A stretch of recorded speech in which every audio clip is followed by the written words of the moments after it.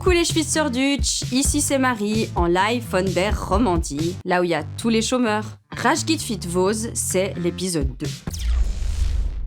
On vous a préparé un petit best-of 2025 des luttes en Suisse romande. Die Kleine Schweiz, vous l'avez. Un des événements majeurs de cette année, c'est la lutte pour le peuple palestinien. Après, chez vous, les Suisses totaux, ça s'est pas vraiment passé tranquille.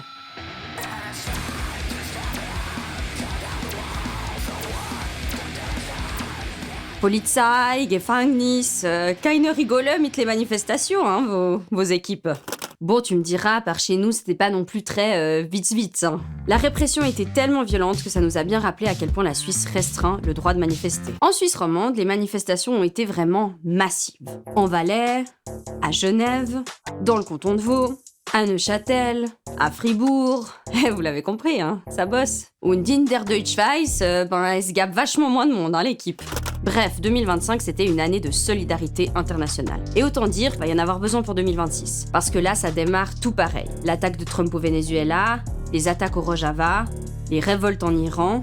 Bref, 2026 sera une année anti-impérialiste. 2025, en Suisse romande, c'était malheureusement aussi une grosse année au niveau des violences policières. Et là, kein Witz. Au moins 4 personnes sont mortes durant une intervention de police et 2 en détention. En Suisse allemande, au moins 15 personnes ont perdu la vie en détention cette année, d'après le suivi du compte La Prison Tue. À Lausanne, 2 adolescents sont morts après une course-poursuite en scooter avec la police. Camilla, 14 ans, et Marvin, 17 ans. Suite à la mort de ce dernier, des révoltes ont agité le quartier de Prélat.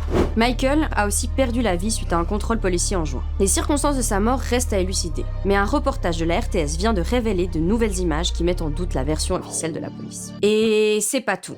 En septembre, une fuite révèle que 48 policiers lausannois s'échangent des messages racistes, sexistes sur des groupes WhatsApp. Alors ça fait des années que des collectifs dénoncent des pratiques et des propos racistes de la police sur le terrain. Mais l'État a toujours balayé ces accusations. Les personnes racisées, les collectifs de soutien à l'endroit des personnes racisées qui depuis plusieurs années crient que la police est raciste et on a toujours dit non. Keine Rassismus in der Polizei. Mais là, vu l'ampleur du scandale, la ville de Lausanne a été obligée de dire oui, Rassismus in der Polizei.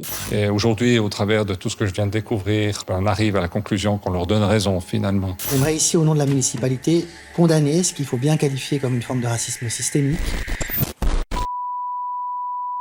Bon, du coup, c'est difficile de pas faire de lien entre ces violences policières et la teneur des propos de ces groupes. Surtout qu'on a découvert qu'un des policiers qui étaient présents sur ces groupes était impliqué à la fois dans la mort de Camilla et dans celle de Mike, un homme décédé en 2018 suite à un plaquage ventral de 6 policiers. Face à toutes ces morts et à ces scandales, il y a eu plusieurs grosses manifestations contre les violences policières. Et plusieurs collectifs se sont mis ensemble pour créer une nouvelle coalition antiraciste, la CORA. Et heureusement qu'ils sont là parce qu'on doute fort que la Suisse cesse d'être raciste en 2026. Alors allez les suivre sur Instagram. Ok, on vous présente une dernière lutte. Et ça commence par un quiz. Quel est le point commun entre la Deutschschweiz et la Romandie? Aucun! Mais non, je rigole. Le point commun, c'est le gouvernement veut l'austérité. Alors là, il n'y a pas de Röstigraben. Sparen für alle. En septembre, le Conseil d'État vaudois, à majorité de droite, annonce 305 millions de coupes dans le budget. Et où est-ce que toute cette équipe veut le sparen? L'enfance, la santé, la formation et l'éducation, et l'accueil à la migration.